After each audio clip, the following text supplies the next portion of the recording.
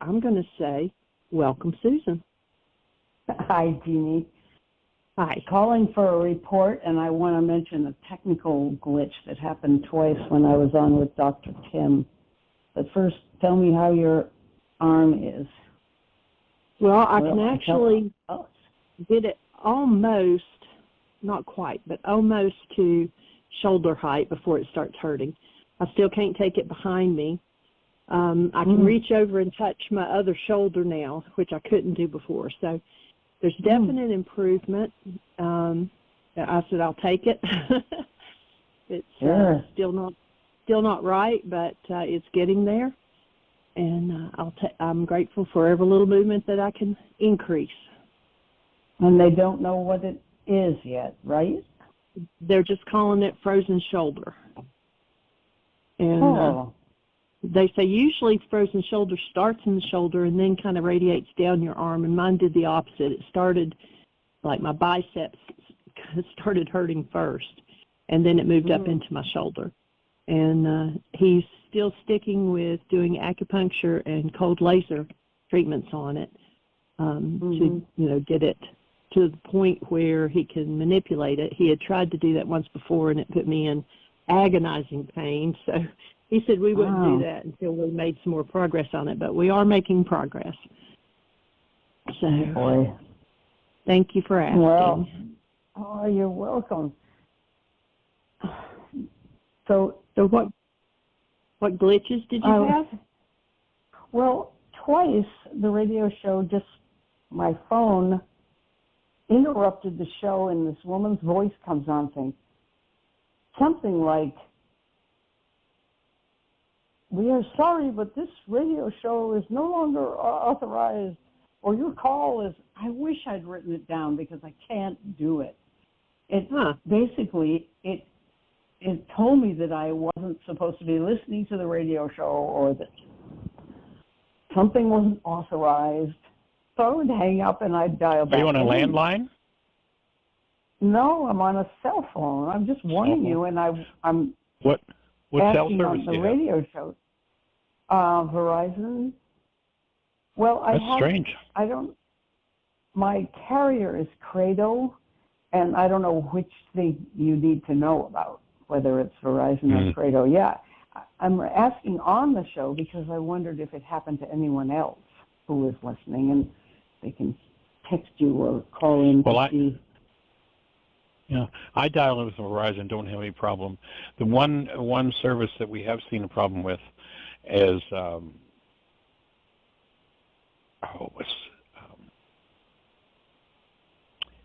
The name's gone. T-Mobile. T-Mobile, and they will not allow those calls to Blog Talk are blocked on T-Mobile. But other than that, I've never heard of anybody having a problem. Oh. Weird. Okay. That's weird. So how are you? I am well, and I don't know whether Luke is going to come onto the show or our latest talk. He's got a girlfriend who was, in fact, he may be texting me now. No, this is something else. Okay. He met a young woman in AA, and she had been sober, and she was beautiful and smart and just a wonderful woman who they got involved, and he really cares a lot about her. But wouldn't you know, Michael, this is the weird thing about the human mind and the power person dynamic. He picked a person who could not be more like his father than she is. I mean, she opportunities to learn forgiveness. That's the purpose of life. Well, it's just amazing. And so he cares a lot about her and does not want to break up with her, but has broken up with her, and she with him several times. And then they find each other. They're miserable without each other, but then she starts mistreating him again in the same way. She has this wonderful sweetheart persona, bright and attractive, just like the father that I introduced my daughter to. said, this is a great guy, and he was going to my And the minute church, he violates the goal that she holds? Yeah, it was wild. But anyway, so I've been talking to him a lot, and I said to him, Lukey, because you remember ages ago, he did one worksheet, helped him tremendously. And I said, would you like to do a worksheet? And he said, I love it. And I said, well, okay. And I sent him the one that combines Dr. Tim's forgiveness pattern with your wake-up sheet. 5-step rice wake-up sheet with Timothy Hayes' detailed processing is what I've got at the top. And you'll have to send me a copy so I can see it. Okay. And I asked him I just texted him. I thought, what am I doing? Michael's on the radio show. Michael could take him through a wake-up sheet. So I just texted him, but he has not answered. So it doesn't look likely, and it may not happen. It may be because he's got a job, and he's also studying summer programs, so he's very busy. The timing might not be right. Anyway, well, the fact that he's got the experience of that worksheet behind him and how much it shifted his mind, what I would suggest is send him a link to the latest Why Is This Happening to Me Again. I think it's 3 hours and 20 or 3 hours and 40 minutes, and suggest he watch that, and that'll put the brain cells, especially with he's got this experience in his face, that'll put the brain cells in front of him for, okay, so I'm in resonance, I've attracted this in order to the next level of healing. And so if I step in, I can do my healing, and that has the potential to shift the whole energy in the relationship. You know, the same relationship that, quote unquote, can take us straight, totally, completely, 1,000% to hell, if we do our work, is the exact relationship that can take us 1,000% totally and completely to heaven. Exactly the same. Yeah. It's just whether we use the opportunity to learn forgiveness. So with his experience and then knowing what he knows, I think if he watches that workshop, it'll go click, click, click. Oh, okay, I see. And that will probably open a space for him to do his work on another level, and perhaps, you know, to share it with her, that they can start to work together, and, you know, that truly becomes, quote unquote, the marriage made in heaven. You know, the relationship that each recognizing, okay, this is my stuff, and we can work through it. And sometimes I'll project it, and I'll be the space for you when you do it, you know, do it, quote unquote, to me, and you can be the space when I do it to you, and together we'll move forward. So we'll hold the space that he's ready for the next level. And she just dropped off the switchboard, so I don't know if it cut her off again. Susan, I got you back. Okay, good. That was not Verizon. That was my thumb. Because I was trying the renegade to get thumb, into, eh? Yeah, I blame it on my thumb. It did it. I was trying to go into my messages to find the wake-up sheet that I had attached to him, because I got it ready and send it to you, but I blew it all together. I shouldn't try to get fancy when you're talking to me anyway. Technology, pretty amazing what we're able to do with these little things, isn't it?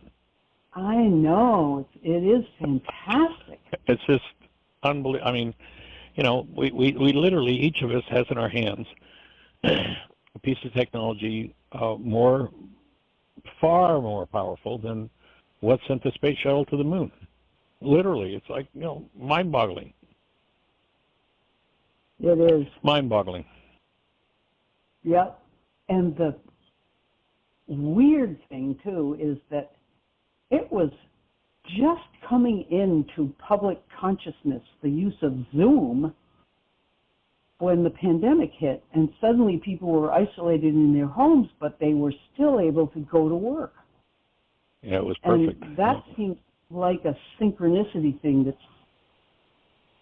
just mind-blowing. But the radio show was going anyway. I was on your show way before the pandemic hit, but still. Yeah, that's a great idea.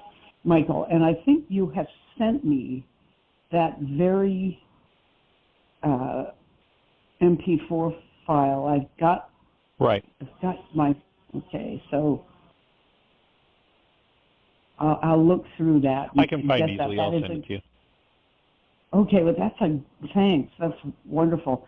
That's a great suggestion. That gives him a toehold, something to do. They're just floundering. He knows stuff, and he's running AA meetings and sponsoring people and talking at rehab centers, and they love him, and he tells his story, but he is in the most anguished way right now because of this young woman. And he says, I know I probably, it's like alcohol. He says, of course. Probably, yeah. Of course. Sorry. Of course, we know he's not in anguish at all about this young woman. He's in anguish that he's known for too long. Now, he can put it into his brain's image of this young woman. But it's not about this young woman.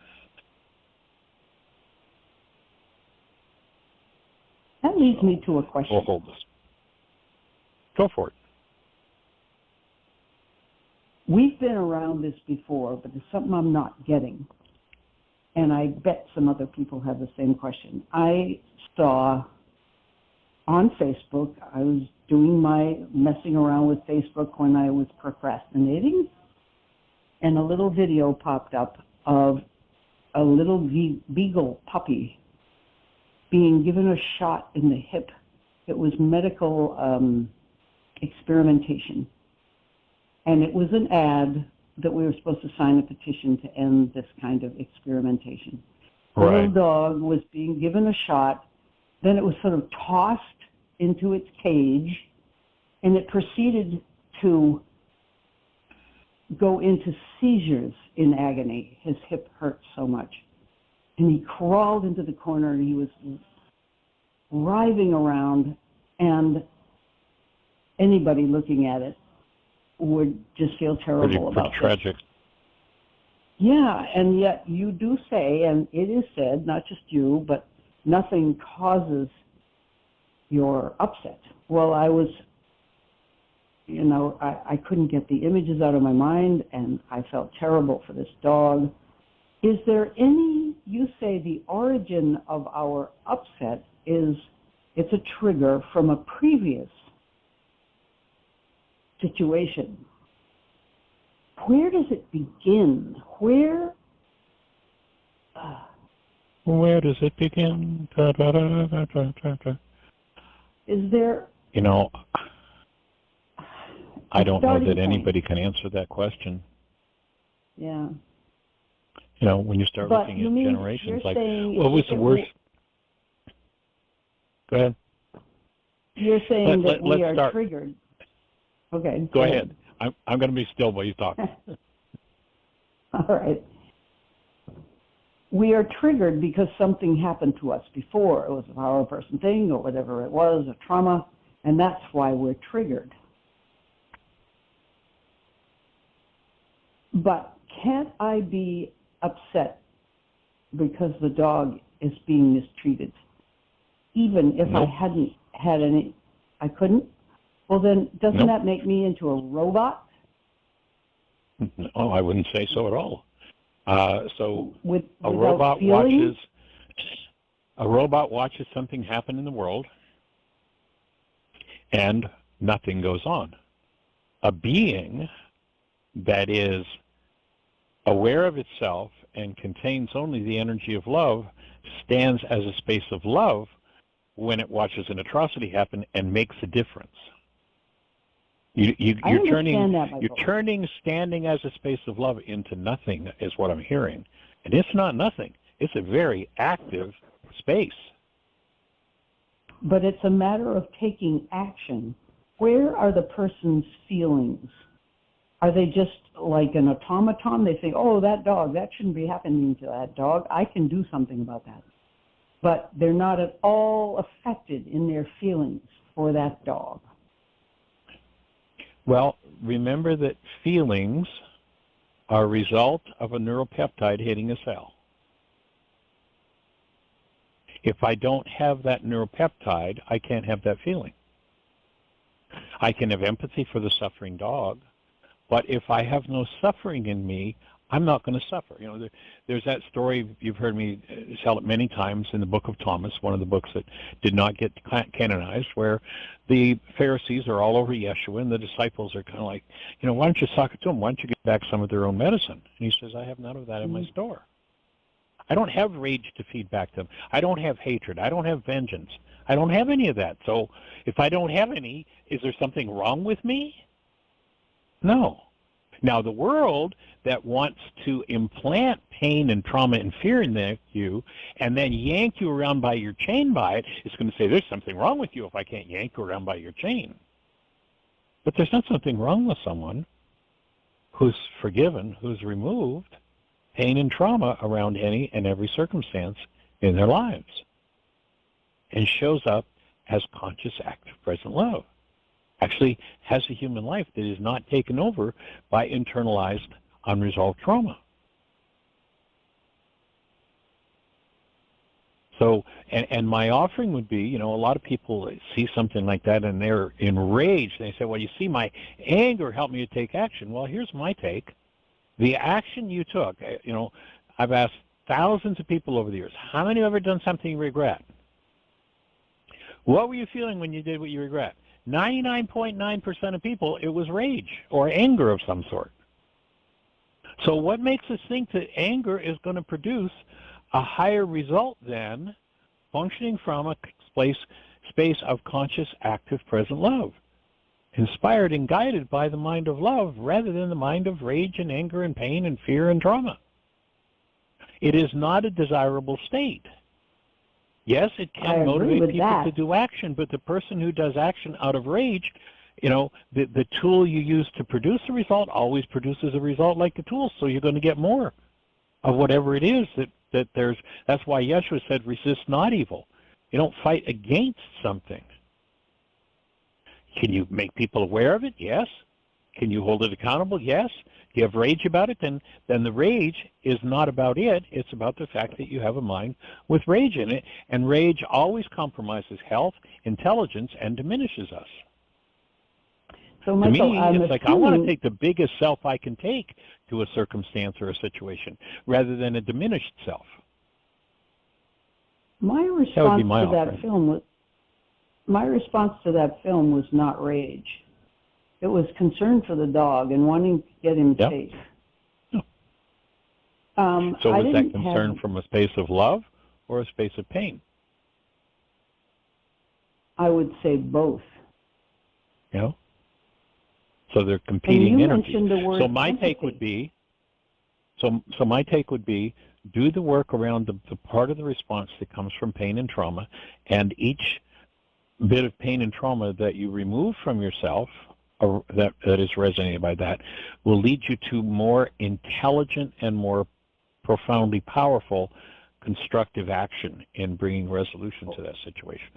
I totally get that. And you said a word that made me think your big toe is over the line too, Michael. You said empathy. You can have empathy. Where does that come from? What's that made of? Is your heart not empathy moved? I can understand. My would be empathy comes from been there, done that, and I have cleaned up the T-shirt. I can understand that pain because I've had it, but I don't need to respond out of that pain if I've done my work around it. But I can sure empathize. I can sure understand because I've been there, done that.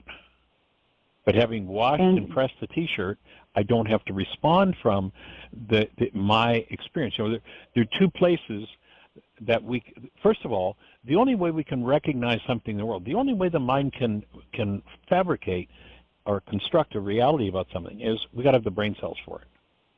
Mm-hmm. And where there is something that we would, you know, most everybody would agree is a trauma in the world, I can construct a reality about it from one of two places. One is I have the same trauma, and so I'm in trauma. I think the trauma is about that, but I'm in trauma because there's trauma in me. Or having seen that trauma in myself and worked through it, I can respond from empathy for that trauma, but my behavior, my mind, my perception is not tainted by the unresolved traumatic energies of the past. In other words, there's not a part of me stuck in creating it.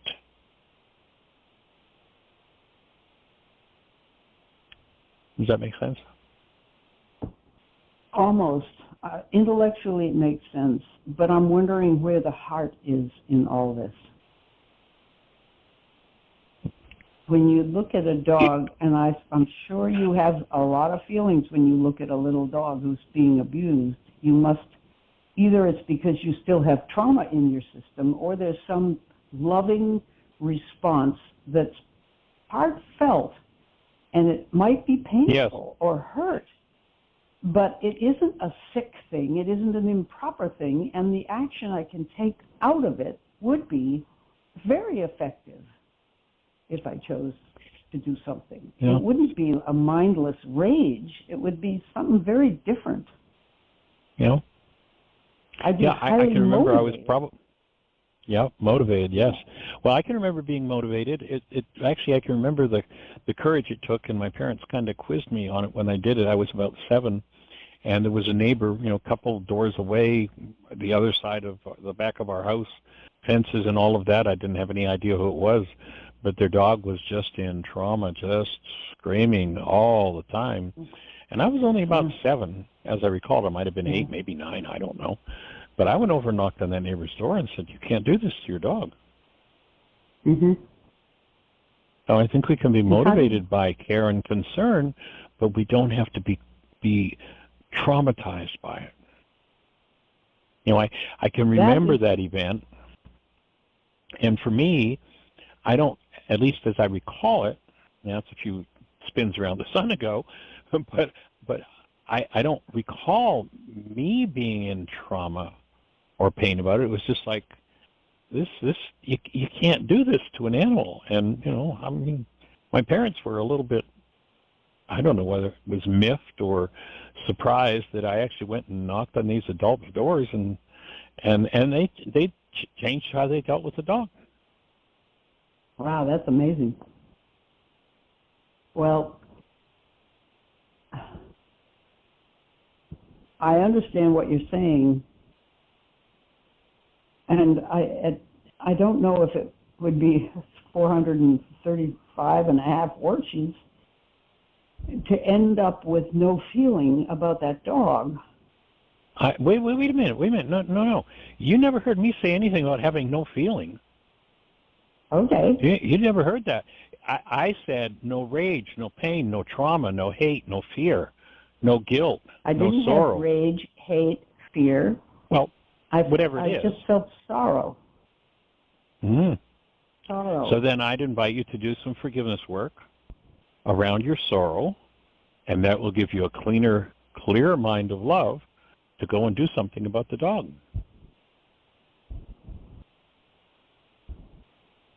Or maybe even just be such a pure space that you don't even have to do anything. The energy pattern that you put out is enough to communicate and assist change happening in that arena.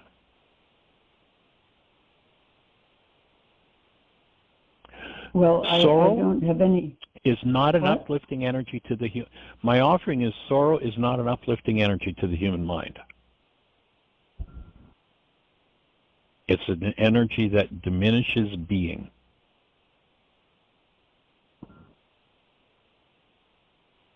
I wonder what the feeling would be then. Or are you saying there is no feeling?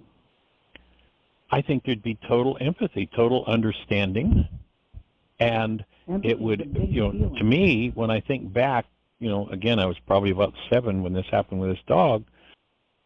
For me, it was care and concern for the dog.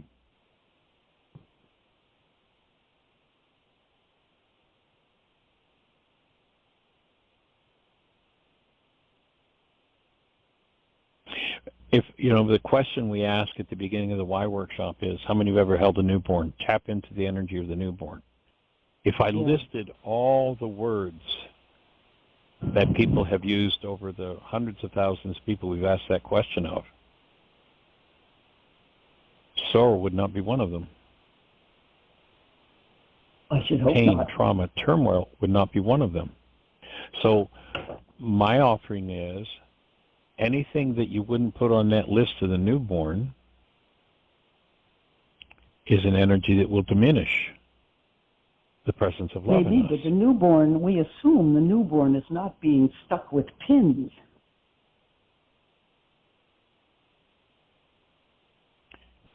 You're just holding the newborn. Now we're going to an apples to bananas conversation. That one doesn't fit You're not for me. punishing the baby, though. Somebody was mistreating that dog. You're not mistreating the baby. But what I'm saying, wait a minute, this isn't about how I'm treating the baby. This is about, for me, that question is about establishing who you are, what you and I are. Mm. And my offering is anything other than that does not belong in our physiology and diminishes us. It's not about whether the baby's being punished or not or stuck. That's not the question. The reason I ask the question is to establish who are you really? What are we as human beings really? And once you've established that, then my take is nothing else belongs in our experience. And if it's there, it diminishes us. Hence, we have a tool called forgiveness for removing it. Does that make sense? Okay. I'm trying to get there, Michael, and I appreciate you spending the time on it. Remember the time that Lazarus died and Jesus waited 4 days and then went to see him, and when he saw the anguish of the people, he wept. It moved him. Yeah. Yeah, well, what was in there? Something that didn't belong, except I love that he wept. And he didn't weep so much for Lazarus, I don't imagine, as for the grief he saw in the people who were around him. Or the grief he had in himself that he'd not resolved, that he did finally in the Garden of Gethsemane let loose of. Okay. Yeah. Okay. You know, in Gethsemane, we're told he sweat blood. That's like about, from a, when I go back to my medical mind from a naturopathic point of view, I can't imagine a much deeper healing crisis than someone actually physically sweating blood. Yeah. But it makes sense to me that could happen. Mm-hmm. But that's what the detox would look like. Yeah. Well, I can feel when I think about the dog, its helplessness. It's being used and mistreated, and it's just beyond. So have you ever, is there any time in your life where you ever could apply those words to you? Well, everybody probably can, and I can come up with the old situation, which I don't continue to. Anyway, maybe the dog just accepted it the way I did as a little kid. Maybe I was suffering more looking at the dog than the dog was suffering. The dog felt pain, but maybe he wasn't suffering. Yeah, suffering is something that comes from the human mind. Anyway, I don't even like to think about it. I hear you. It's horrendous, the things that pass as acceptable in this culture. So a lot of it's pretty bizarre. Pretty bizarre. There's a passage, again, I think it's in Thomas, where Yeshua's like, what happened? How could this magnificent being stoop to this level? What? Ew. What are you thinking of? I don't know the passage. Again, I think it's just a place where Yeshua, and again, I think it's in the book of Thomas, if I'm remembering correctly, and he's asking himself the question, like, what has happened to humanity that we've gone so low that we're doing, that people are doing what they're doing? What has happened to this magnificent created essence of love that it could possibly engage in? Well, you could ask that right now. Some of the crazy things right now. In so many places, yes. In millions of homes, in countries all over the world, in governments. I mean, there are so many places where non-human insanity is occurring. Well, I'm seeing the seeds of that. Go ahead. Yeah. Well, I was going to say, on a positive note, 2 days ago, the movie Inside Out 2 came out. So we went to see it last night. And it's as good as Inside Out 1 was. And it takes it to the next level. If you remember, Inside Out is this baby's born and grows up. And they show what's happening in the mind in a way that, even a 5-year-old can understand it, which is why way back when that movie came out 6 years ago, I said that it was one of the most important happenings in history, because it took everything that Yeshua taught and put it into the intelligence level of a 4 or 5-year-old, and it would be translated, probably to just about every language on the planet and become universally available. So that's why I made that statement about it. So Inside Out 2 came out, and now this baby that, the last time we saw her, I think she's 6, she's now growing into puberty. and the challenge is the way they do it. They introduce new emotions. The basic emotions in the first movie are anger, fear, sadness, disgust, joy, and disgust. They're the. So they introduce 4 new emotions in this one, and it's just really well done. And we have a friend who is in the movie business, and what we discussed after the movie last night was contacting them, seeing if he has a contact with the people who, the psychological dynamics, the way they put it together is monumental. Isn't that great? And if they have a contact with the people doing that, because it's now, the next movie is ripe for one new character to come in. And of course that would be forgiveness. They mention forgiveness in this, but they mention in the form of being let off the hook. But if we can get to these folks and you should get a character put in there that actually teaches forgiveness, it shows how, I could easily see it going back through the first movie, through the second movie, and notice that every time that this rage comes up, or this sadness, or this whatever comes up, notice that it's always based on a goal being unfulfilled. And forgiveness comes in and starts to show how to. So hold the space for that. Wow. Oh, yeah, that's a great idea.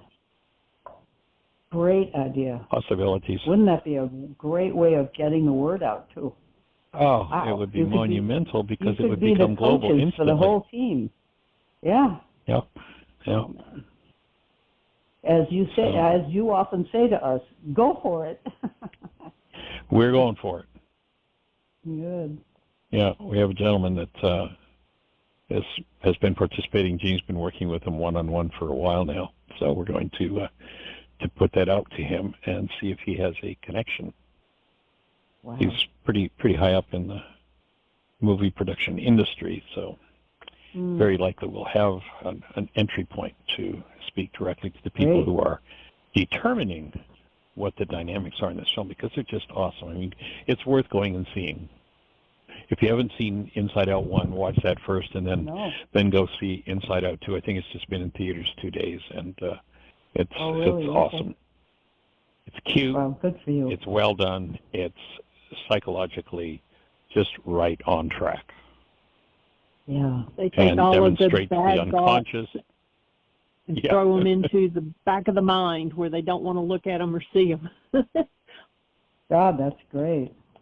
And then the new emotions take the personality that this, the decent personality that this girl's developed, and they're like, well, we're anxiety and we can't have this, and they throw it away way back in the back of the mind. And so, the other emotions have to go looking for it while anxiety takes over and runs her life and driving her crazy as a teenager. It's so powerfully done, and yet so simply done that, at this level, a child of 10 could understand this movie. A child of 5 can get the first one, and Just introducing just one more character coming into the mind. And maybe be casting about to find that. They may not. They may need you in there to tell them. It's time. It's time. Definitely. Yeah.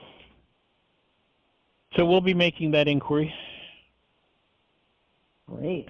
Reports. And who knows? When you do it. Yeah. We hit critical mass of human life, and that abuse is going to simply spontaneously disappear from the earth. May that be so. That's my vote. Yeah. Well, if nobody else is on the switchboard, and if they are, don't tell me that I'm on, and I've had enough time. Well, you're on, so go for it. Go for it. No, you tell me. Jeannie, be honest.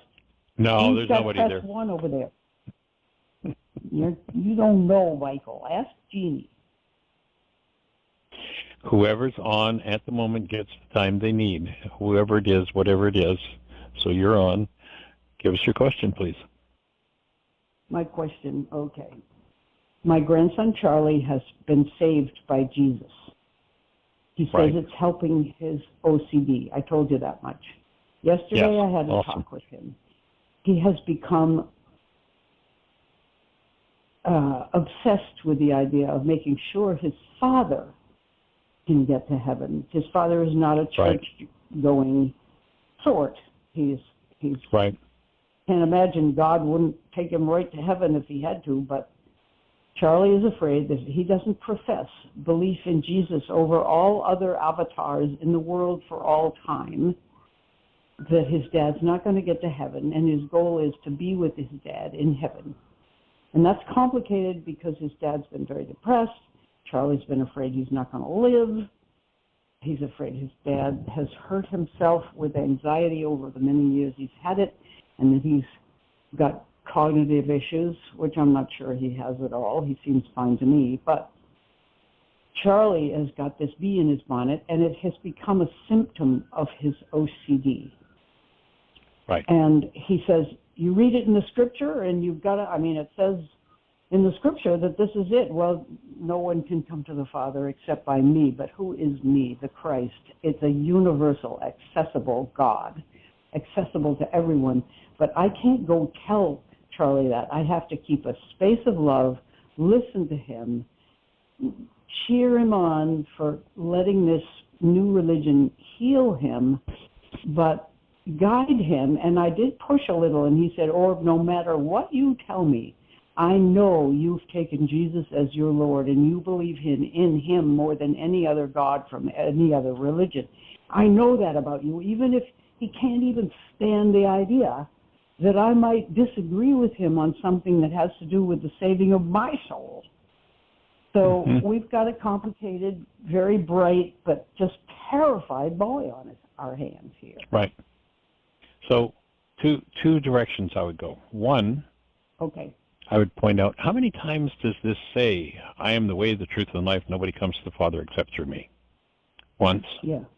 So now you're really committed to that, right, Charlie? Oh, yeah, man, that's 100%. Okay. So then you might even get a book, Bible out, and start marking passages and go, 1, fear not. 2, fear not. 3, fear not. 4, fear not. 101, fear not. 102, fear not. 103, fear not. 203, 303, 353 times. Actually, I don't know what the actual number is, but many are saying it actually says in one way, shape, or form, fear not, one time for every day of the year, 365 times. Now, it might be 340 or 370. I don't know. Yeah. So if you believe that this said once is true, then, young man, how many times are you going to ignore this command? Good you work, have a problem. Michael. I love it. You need to handle your fear, young man. If you're going to follow him, if I remember correctly, at least 15 times Yeshua says it. If you're going to actually follow him, you need to start cleaning up your mind. Don't be concerned about why are you trying to take the speck out of your brother's eye while you got a beam in your own? That would be my first approach to him. My second one would be to gently explain to him about the Aramaic and the fact that, and Yeshua affirms this, I and my Father are one. If you have seen me, you have seen the Father. Culturally, a man and his son were one. So if let's say, for instance, if I were talking to Charlie and I'd say, well, you've got an appointment with me tomorrow, and I get busy and I don't show up and my son goes, you would say, I had a meeting with Michael Rice because I and my Father are one. I and my son are one. So in the Aramaic context, when you look at that passage, I am the way, the truth, and the life, a man and his teaching are one in that culture. And he's not talking about, there's another passage where he says, you can deny me. He's not talking about me, ego, persona, man, Yeshua. He's talking about the body of work that he's presenting, the teaching that he's presenting. And he's saying, here I have shown you the pathway. And then there's another passage where there are a group of people who come to him saying, but we cast out demons in your name, and we prayed, and we did this, and we did that. And he's going to say, I don't know you. Get away from me. Yeah. I don't know you. Yeah. Why does he do that? Because, and he says to them, why do you not do what I tell you to do?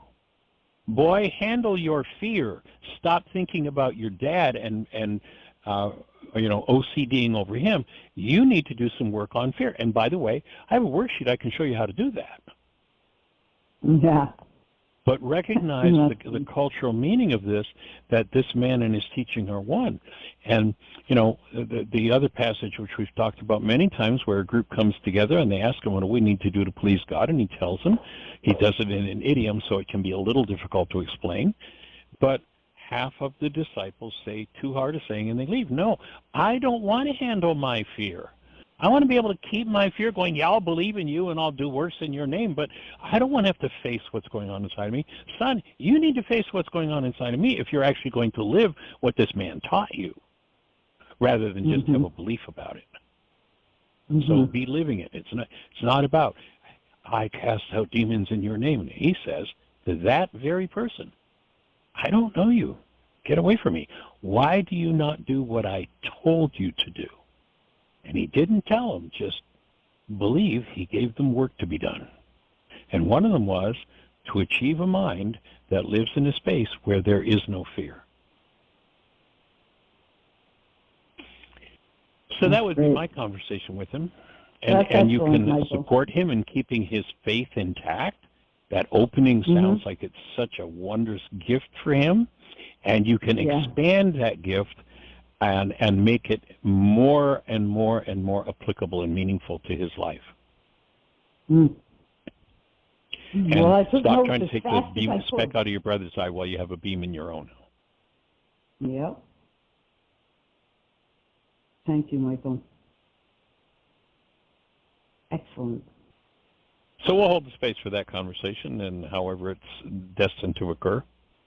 But it's awesome that he's got that opening in his life. That's just fabulous.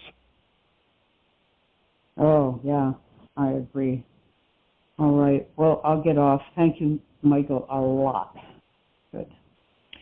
Absolutely appreciate you, young lady. Thanks. You too. All right. Take care. Blessings.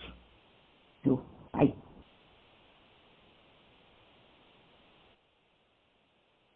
Well, Miss Jeannie, we've got about 17 or 18 minutes left. Do we have anybody in the phone queue with a hand up or anything happening in the chat room? No, it is all quiet here. Well, why not? So if you're out there in this land, what's going on in your world? How can we support you? What kind of thoughts are moving for you? What kind of challenges are? Great, let's go for it.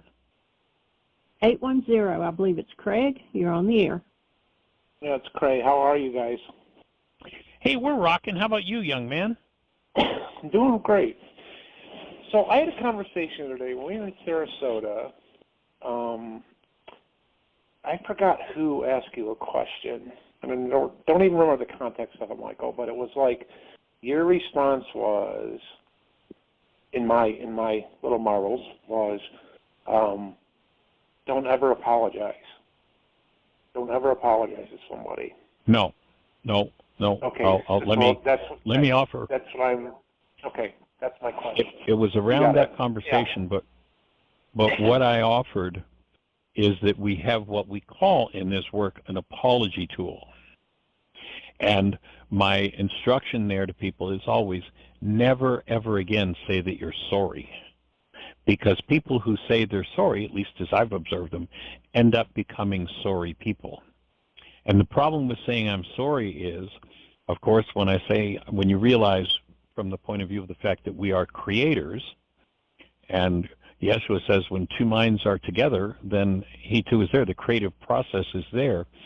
When I say, let's say something happened. Let's say you and I were together and I stepped on your toes.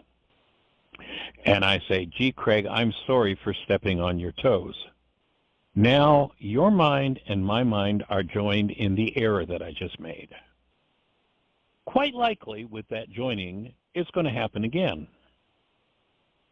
The alternative to that, rather than I'm sorry, is to apologize. Gee, Craig, when we were hanging out there yesterday and you had bare feet and I stepped on your toes, I apologize for that. I really was not paying attention. And I apologize for that. And in the future, what I'm going to do is pay attention and make sure your feet are taken care of. Now, with the apology tool, I've owned my error, and I've got both your mind and my mind joined in supporting me in creating resolution and a positive alternative rather than your mind and my mind joined in creating what it is that we don't want. Does that make sense? Mm-hmm. Yeah, it didn't at the time, and I've been on my mind for a couple of weeks. Well, not apologizing. Yeah, it's a really important point. Yeah. Like I've done something. Because so many people are going around in that sorry state, and their lives end up being sorry. I mean, we're creators, and the words we use literally create our experiences. And I mean, there's so many people. I know oftentimes this happened one day last week. I was going out a store door, and there was a person there in front of me, and I forget exactly how it all. Anyway, they apologized for the fact that something I was carrying slipped, and and I said, "What? Did you do that? Was that your fault?" And they just looked at me like I was nuts or something. It's like, excuse me, there's nothing for you to apologize about. I was carrying this bucket of coffee grounds, and they slipped. That's mine. And so many people have a power person dynamic of the power person always blaming them, the child, for the parent's upset, that they literally go around their whole lives being responsible for everybody's problems. It's a big challenge in the culture, over responsibility. And the languaging of over responsibility is I'm sorry. I mean, this person that I met in the doorway didn't have anything to do with the fact that I had a 45-pound bucket of used coffee grounds for my garden, and they slipped and hit the ground. So, oh, I'm sorry. It's like, well, what did you have to do with that? Why are you apologizing for what I just had happen? But people who have a power person dynamic of being blamed, that's they're one of their primary pieces of language. Touche. I'm very cognizant of that. When people say, "Oh, I'm sorry about that," I'm like, "Did you do this?" Because I know you can feel sorry for me, but you don't need to be sorry that you didn't do this. But I was thinking on a personal level, when you do something that you know you shouldn't have done or you regret, it's like, and so I had that conversation with, it came up with, I thought we weren't supposed to say we're sorry. Like, no, you got that. Your marbles are mixed up on that one. So I'm going to take responsibility. I'm going to take responsibility. I'm going to own my error, and then I'm going to make sure that my mind and the person that I committed the error against are joined in supporting me doing the replacement, doing the upgrade in behavior, rather than staying with the downgraded behavior. Gotcha. Gotcha. So we call that the apology tool in this work. Gotcha. Oh, I just lost $100, so that's good. Say again? I didn't hear that. I said I just lost a $100 bet, so that's good. Really? No, Michael said this. Remember him saying? Oh, I know who won the $100. Don't apologize.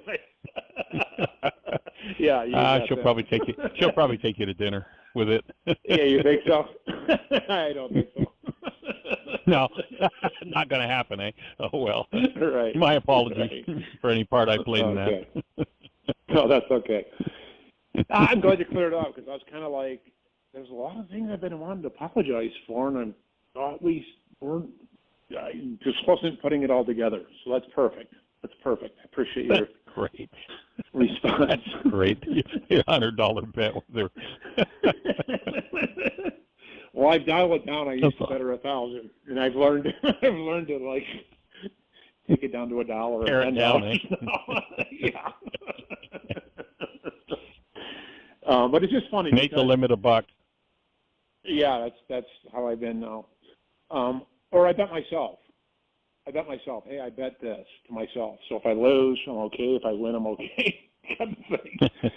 But right. I'm sort of the same way. I've been cognizant of that forever. It's like people say, "Oh, I'm so sorry, Bubba." It's like, did you have something to do with this?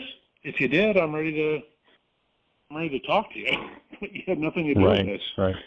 You know. Yeah. So I do know people apologize like just summarily without even that's usually about a power person dynamic. Yeah. That's usually someone who had a power person that was always blaming them for everything that was going on in the power person's life. Makes sense. It's a strong parental program in this culture. Yeah. Okay. Well, cool. Don't tell anybody I called.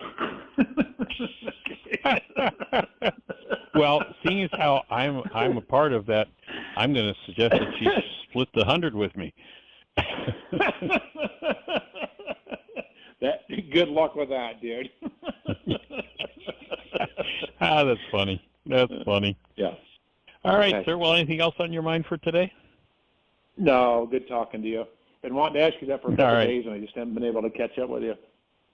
Yep. Cool. Well, glad you tapped in. Thank you. Nice to say hello. Yep. All right. Blessings. Take care. Bye-bye. You too. What fun. And, it's the whole conversation that we just had is a really good demonstration of the fact that what most people, we do a workshop called Communication. Did you hear what I think I said? And most people think they hear things, and they have no idea that they're listening, just like perception, just like they're seeing, that their listening comes from their own mind, not from their ears. Very few people ever hear or accurately get an understanding of what the energetic vibration is that hits their ears, what the actual, what moves the eardrum and creates what we call sound. Very few people ever get that. Perception usually kicks in with the brain's listening. And when you realize that your brain's listening, then you get to clean up the expression of the brain called the mind of its hostility and fear-based energetic patterns. Changes the whole game. Moving from what we call projection communication, where I speak words as though the construct that my mind has created was caused by you. That's projection. So my mind constructs, let's say, anger.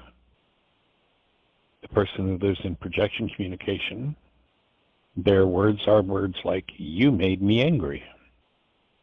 Like they have no responsibility. They are very committed, devout members of the One World Universal Religion of Blame. And the alternative in the communication, did you hear what I think I said workshop, is what we call responsibility communication. And in the exact same circumstance, instead of you made me angry, me using words to try to convince you that you're the reason why my mind has this anger going on, responsibility communication goes more in the direction of, you know, when you said thus and so, that brought a lot of anger up in me. What I'm realizing is there's this anger in me that's overlaying some sort of pain, and what I would really like is support in healing this pain. I wasn't even aware it was there, but now that I'm looking, it's got to be because I'm using this drug called anger. You know, the culture tells us that anger is an emotion. Anger is not an emotion. Anger is an internally produced anesthetic that anesthetizes us against the pain that's moving in us. So when I move from projection communication, you made me angry, to responsibility communication, well, that brought some significant anger up in me. And I'm realizing that if I'm using the drug anger unconsciously, then there's got to be some unconscious pain here. And what I would really like is support in healing my unconscious pain. Would you support me? Now you've got what's called responsibility communication. Profoundly changes lives if it's used. And it's interesting, I mean, so, you know, when we're doing an intensive, oftentimes we'll present that workshop, and there'll be somebody who will come up to the front of the room with somebody that they know. You know, there'll be two people who know each other, and they do a demo. And the person will tell us what the other person's problem is and how they have nothing to do with it, and then go right on and do exactly what they just said the other person was doing. I mean, we just see that over and over and over again. And because most people are so used to only listening to what their mind generates and never hearing what's actually moving in the eardrum. So it's an interesting, another whole set of tools that relates to this work of internal healing. And so, Miss Jean, we've got about 5 minutes left. Do we have anybody else in the phone queue with a hand up? You actually have a little over 3 minutes, and no, there's no other hand up. Well, then in that case, I'm going to just invite everybody to take a moment to get quiet. If you're in a place where you can close your eyes, to close your eyes for a moment and take a couple of deep breaths.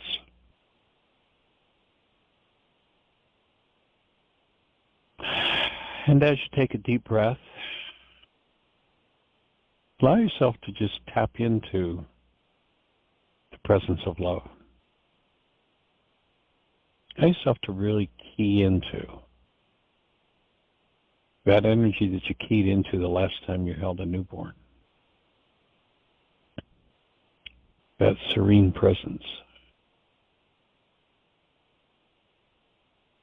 And as you tap into that,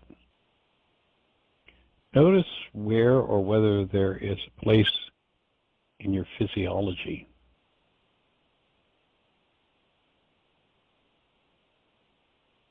that a different energy is moving. Notice where or whether there are any places that are tight within your physiology.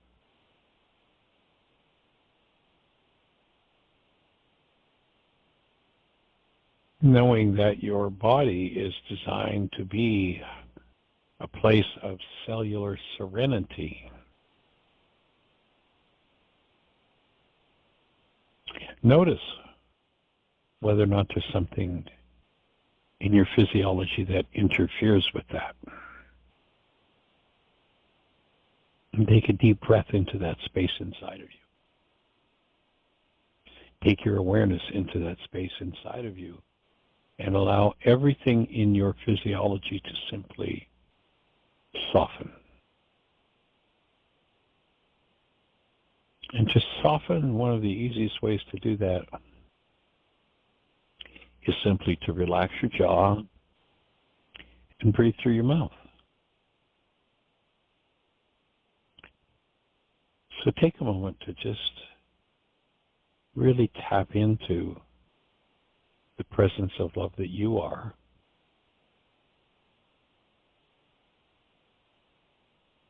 and allow that presence of love to simply move throughout your physiology.